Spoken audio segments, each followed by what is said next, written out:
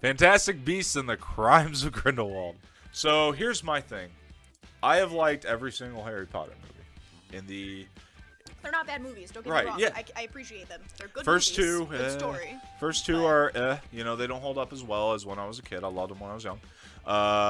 3, a lot of people consider the best. I do not. I think the final movie was the best and the most epic. And the ending of the final movie changes everything we know about Harry Potter, which is awesome. And that's what makes it the best one to me.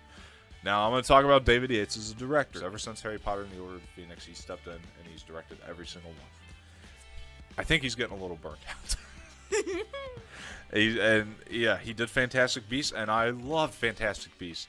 Proved to me that J.K. Rowling can write a screenplay. That's good. David Yates, I thought he was Teflon. I didn't ever think he was ever going to. I felt like the first Fantastic Beasts was like, it was Harry Potter enough to where you knew what universe you were in and what characters you were looking at from what perspective to take it from, but it wasn't like taking Harry Potter and shoving it down your throat. And you didn't need to watch Harry Potter to understand it either. Exactly. It was refreshing. It's a new thing. Yeah, it wasn't bad. I enjoyed it. It was pretty cute. All the little characters and animals. It's adorable. No, I love Fantastic Beasts. I was like, I could not wait. My only gripe with Fantastic Beasts is I was like, where do we go at the end of that? Yeah. Because if we're going to do 4 I didn't more, think they were going to make another movie. there's 5 total coming. So that was the thing. I didn't know where we went from here. But other than the Jacob story, because he started remembering things at the end. Okay, so Fantastic Beasts and the Crimes of Grindelwald. I did like this movie. I will say that right off the bat. Like the movie. Okay. It's the worst Harry Potter movie I've ever seen. Oof. The first half of this movie is boring as hell. I could not believe the writing was J.K. Rowling. Was it too talky? Was it not talky enough? Was it a little bit of both? What was it missing? No, honestly, probably not talky enough. Okay. It was missing character moments. Oh. There's so much wand whipping and spells. I didn't know what the fuck was going on, and they showed a compilation because I went to an advanced screening for it. They showed a compilation of all the Harry Potter scenes. They had Eddie Redmayne and Jude Law talking in the beginning. They showed a compilation of all the scenes from Harry Potter movies that are going to matter to this movie. I was still confused in the first half. I was like, and the other thing is, you shouldn't have to have watched all. How many Harry Potter movies are there? 8. 9 if you include Fantastic Beasts. Okay, Yeah. You shouldn't have to watch 9 movies to understand 1. You shouldn't. You really do for this, but I feel like you can watch some. and you probably will basically still be understand it, confused from what I understand to people who watched all the movies.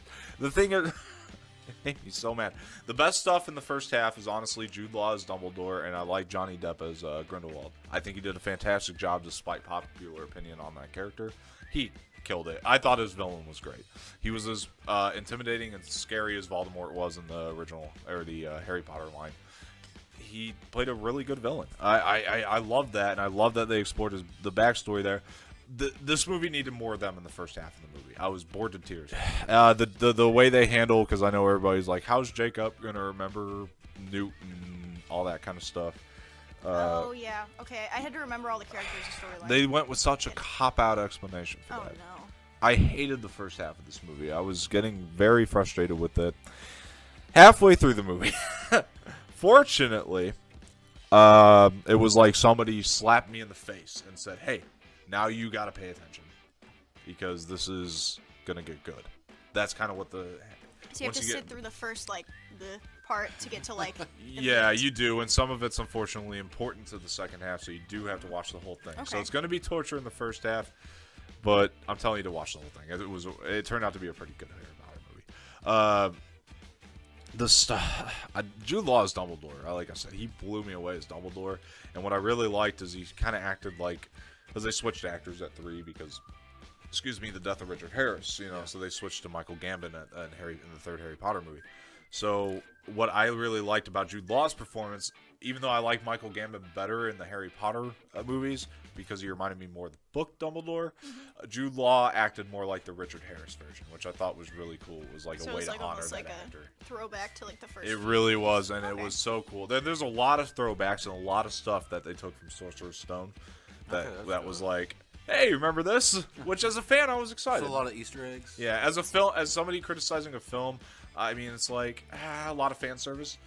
Well, yeah, but the Potterheads are gonna love it. Exactly. then. As a fan, I was like, there were Yeah. so many moments in this movie, and I'll give it this, where the audience clapped, and that was really cool. And then, so the movie starts to get good about midway through it. It starts to feel like a Harry Potter movie. And then the ending of this is just really, really epic. And then what happens at the very, very end of the movie, game changer. It changes so much for the Harry Potter series. And I don't want to give it away. I want you to see it. It's a pretty cool surprise. People are criticizing it because they're like, well, then that changes so many things from the backstory. A lot of hardcore Potter fans, they Last Jedi did, essentially, to where they changed something really, really big. It's not changing it, it's just adding something that wasn't in the backstory before, and Potter fans are pissed. Myself, I think that the Potter fans needed this kick in the nuts because they've been getting pretty annoying about what they thought they knew. And I think that this was a really, really good move, and it also allows the series to live for 3 more movies. You know,